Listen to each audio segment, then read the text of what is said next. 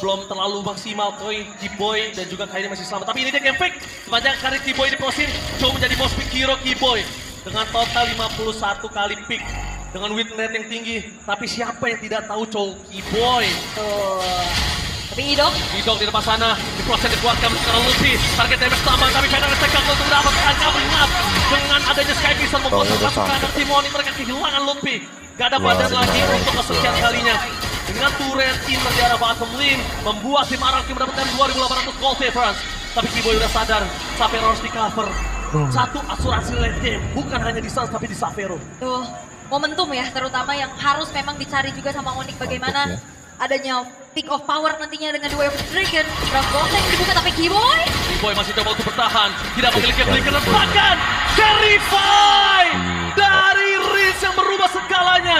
Tidak menuju ke arah Turtle, target utama mereka menuju ke arah Suns. PDS telah dikeluarkan, Luffy mencoba untuk menggendong Sun Sujin. Tapi kalau itu terjadi, itu menandakan Luffy masuk ke dalam kuburannya sendiri. Alright, dan kali ini pressure tidak henti. Terus-terusan bisa dilakukan oleh RRQ. Bahkan trigger dari Purify-nya Suns juga nggak butuh sisi besar. Tadi di Tenet sudah strike aja.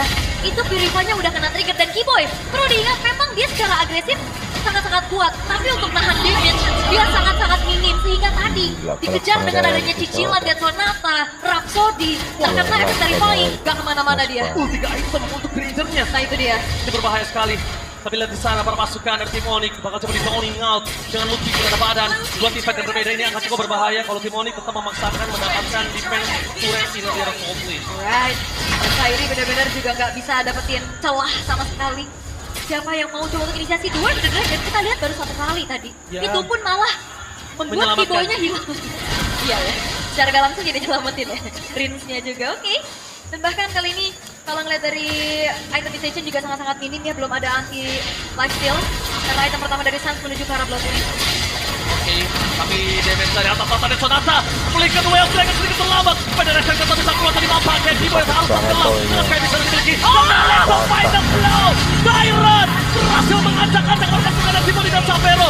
This is Captain Sapphire speaking red to take home. Tidak terlalu sakit karena Sun Sujin karena itu Baxia. Artillery damage bakal diabsorb dan diredam. Jadi ya, belum ada damage yang cukup juga karena tadi 3 item Trinity-nya masih belum selesai.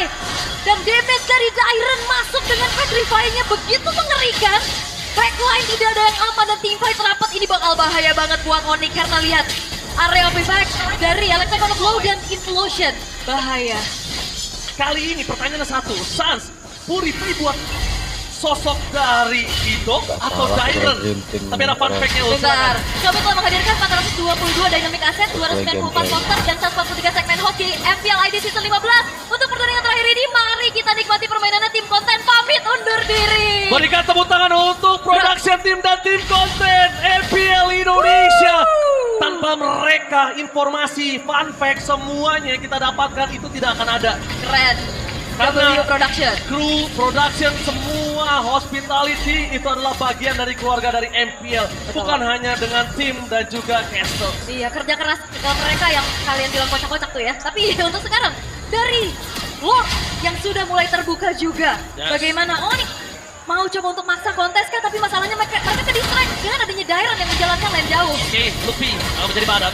Tapi nampaknya Kairi, main time, delaying, dilakukan Sun Sujin. Ternyata Luffy di depan sana mencoba untuk menunggangi Sun Sujin. Dan itu berhasil menunggangi Sun Sujin. Tapi kalau Kairi masuk itu akan menjadi bencana. Dan betul sekali, Sky bisa meledak di depan sana. Keyboy jadi pilihan utama.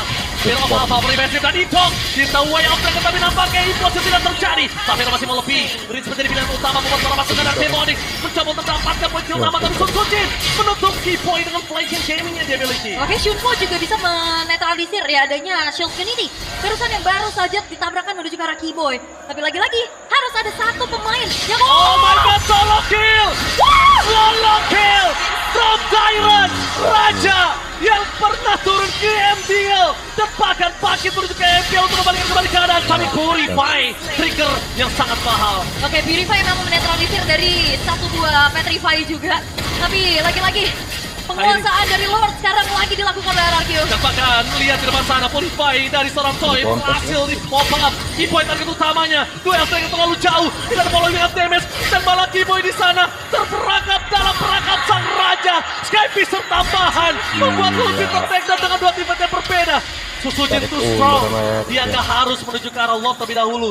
Dia bisa Yes, pulang. betul, Bang. Karena terlalu banyak yang ter-take down di sini. Yes, 5.000 hampir yang bisa didapatkan oleh RRQ. Keunggulan mereka juga bukan semata-mata dari early game juga nih yang bisa mereka kuasai. Dan sekarang Lordnya harusnya gak akan paksa kontes gak sih nih Onyx? Nggak, Bahaya loh. Kalau kontes bahaya sih, Kairi aja bahkan kalau gue bilang gak boleh ada visionnya. Satu jadi target utama, one last hit, betul kejar, itu ada flow, Sasha survive, tidak berhasil digapai. Dan Dairon ternyata Whale Striker terlalu terburu-buru. Dairon, what are you doing? Ingat, nafsu membunuhmu. Lagi ya, nafsu membunuhmu part 2 ternyata.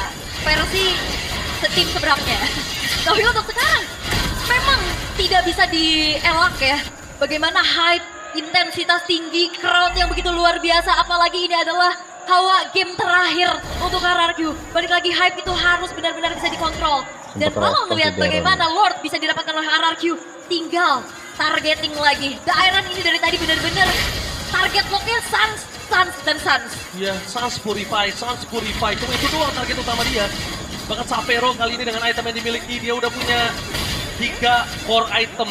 Harusnya Sapero udah bisa ngedeal damage kalau tidak ke Susujin. Ya.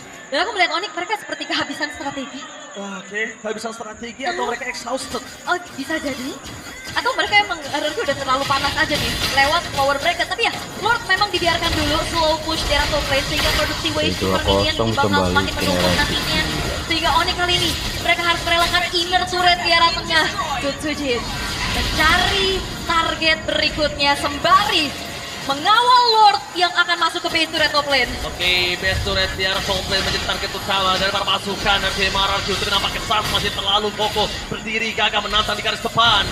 Dan T-Boy mencoba untuk melakukan flanking gaming, tapi vision yang dimiliki dari RRQ terlalu luas, terlalu jelas, dan itu cukup sulit untuk T-Boy bisa sneaky di arah backline. Oke, dan masalahnya juga Onyx di sini udah nggak bisa farming. Dia cuma farming dari SDM aja, sumber daya minion yang masuk itu juga lama banget karena ada stacking dari wave minion yang dilakukan oleh RRQ. Di freeze dan Onyx berarti tinggal ngasih farmingannya mungkin ke Sapero nih yang sekarang udah level 14. Tapi Susujin melihat adanya Luffy yang berada di outside positioning, dia bakal coba untuk masuk. Tapi kayaknya dengan adanya minion yang tidak terlalu jauh di arah bottom lane, Susujin gak berani untuk nge-dive in.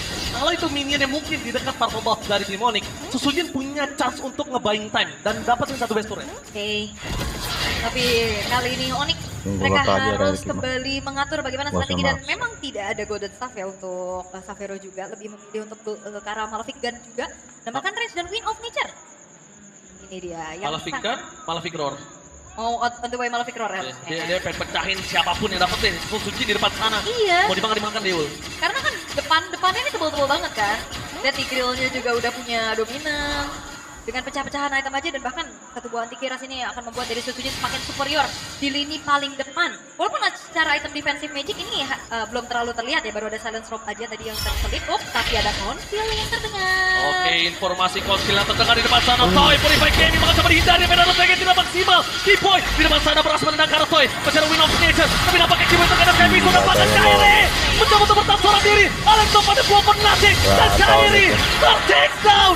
Walaupun bertukaran dengan adanya Dairon membuat para pasukan dan tim Onyx mereka memiliki 3 pemain yang cukup kuat untuk mendobrak tim RRQ. Langsung menuju ke arah Lord, tapi tidak mungkin bisa mereka dapatkan.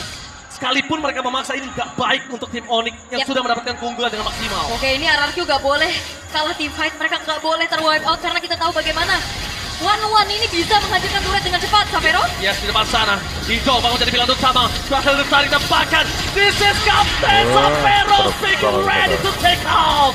Berhasil mendapatkan Idol menjadi pilihan utama. Luffy itu strong, menang damage yang diberikan oleh seorang Toy, tapi membuat para pasukan dari tim Onyx dengan buying time. Dan Sapero memilih untuk poking terlebih dahulu. Lihat Sapero terlalu perkasa, itu dia. Malefic Gun, Malefic Roar. Ada Rinja is coming dan hilang. No Susujin for this time. Flicker defensive dan Onyx bangkit. Dengan adanya 7 dan 5.000 call difference tadi. Satu movement yang mengerikan, Rins juga harus mundur. Merelakan Lord itu adalah sebuah opsi terbaik untuk RRQ dan Onyx. Mereka menolak tunduk dan akhirnya mereka punya momentum untuk setidaknya menyeimbangkan keadaan. Yes, benar. Dan bahkan kalau bisa kita lihat di sana, tadi satu misplay yang dimiliki dari Toy adalah dia open vision. Dia tershow. Dia lagi diam di depan umumnya. Walaupun memang selamat ya tadi hampir ya dia bisa mundur juga. Tapi targeting juga yang akhirnya bisa dilakukan oleh Onyx di saat Rins ya tadi kepegang sama Kairi dan juga ada Kibo yang ngejar ke arah Toy-nya. Tapi sekarang Lord yang in hands akan coba dikawal oleh Onyx melalui arah atas. Oke, Rins memiliki ke arah Federation. Target utama mereka menuju ke arah Clear Minion dan Lord juga. Tapi lihat Sapero tidak boleh tumbang. Kalau Sapero tumbang ini menandakan para pasukan tim Araju mereka akan menabrak dengan siapapun yang ada di garis depan. Lord diselesaikan dengan cepat. Super Minion akan terus muncul untuk top lane mereka dengan Anbunya. Dengan Anbunya benar.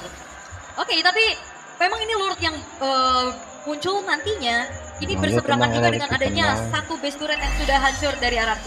Jadi bakal menjadi PR nantinya Dairon bagaimana caranya dia bisa memanage timing untuk bisa menjadi satu sosok yang memegang lane jauh dan satu sosok juga yang bisa dive in ke arah belakang. Karena sekarang tempo lagi dipegang sama Onyx di Tapi pertahanan. Lutfi terlalu jauh sih. Kalau dia mendapatkan susunan itu dia terlalu jauh. Tidak bisa terlalu memaksakan kanan. Pada dasarnya imitasi membuat satu mundur ke arah belakang. Tapi dengan adanya Sapero yang bisa terbang. Target utama Petrify. Terus of power. Dan itu dia. Hitok dengan implosionnya. Terus jalan ke arah Lutfi. Tapi Sapero masih coba bertahan. Dengan tidak ada Idok di depan sana. Mereka tidak memiliki badan. Sapero berhasil men-take down Idok. Itu dia. Karena Sapero dia punya Needle Flower, walaupun memang cooldown 20 detik, tapi itu akan jauh lebih efektif dibanding Purify. Sehingga adanya sisi-sisi power yang tadi dilakukan oleh RRQ, ini bisa dinetralisir dengan begitu baik. Bermain basic attack, gak perlu melulu tentang ada crossbow of tank. Yes, betul sekali. Tapi dengan Rins belum mendapatkan cover terhadap Sans. Itu dia imitasi yang berasal di copy. Membuat para pasukan dari Onyx. Mereka harus lebih waspada dan hati-hati. Selama Rins gak punya Federal Strike, Sapero is okay, no problem. Dia bisa maju-maju ke depan. Tapi selama itu terjadi, para pasukan dari tim RRQ juga tidak boleh tertrigger Federal Strike-nya. Oke, tenang lagi. Sebuah keunggulan yang tadi dibangun oleh RRQ sampai menuju ke angka 5.000 gold. Ini sekarang sudah mulai disalin karena Lord Evil sesaat lagi akan muncul. Lane jauh ini harus dikontrol juga oleh RRQ. Sementara jangan lupakan Kiboy, dia bisa menarik siapapun terutama Susujin. Ini bakal bisa dipegangin antara Kiboy ataupun Lutfi, tinggal gimana caranya mereka mau bagi job desk-nya. Ya Lutfi sih enak banget ya kalau dapetin Susujin, kalau bisa kita katakan Lutfi enak banget. Pertama tidak ada immortality, memang dia punya Wither Crown. Tapi sekarang pertanyaan yang sangat mahal adalah Dairon bisa nggak nge-flank ke arah belakang? Oke, itu dia ya PR-nya ya, flanking atau dari samping juga bisa. Biasanya kalau misalkan dari lane atas kan, dia cari lagi dari jungle-jungle milik dari Onyx-nya. Tapi untuk sekarang, Lord masih coba untuk di-fade dulu, ditarik ulur dulu, sembari mencari informasi dari kedua belah tim. Dan Toy mencoba untuk memberikan sedikit spam dari satu buah Death Sonata. Gila yang dilakukan Kairi bakal membuat para pasukan dari Onyx memiliki vision yang lebih jelas. Sapero berada di garis depan sana. Pada SC tapi Idong mencoba untuk melakukan flanking. Tapi ternyata langsung ada sisi Susujin yang digendong. Dengan pasukan para pasukan Onyx memilih mundur ke arah belakang. Dan bahkan pada SC imitasi tidak terlalu berarti. Winter Crown berhasil membuat Susujin selamat. Tapi Idong dengan implosion yang membuat Lutfi tertakedown. Pertukaran kali ini masih ada immortality. Tidak bisa berbuat banyak. Rins belikan lebih pasif. Tapi this is Captain Sapero speaking. Ready to take off. Berhasil mendapatkan. Tapi Wind of Nature berada di kanan. Triple kill. Looking for Maniac. Tepakan. Ini dia. Sapero. Dan rookie monster. Robotic. Menolak. Pulang. Dan game 7 Istri.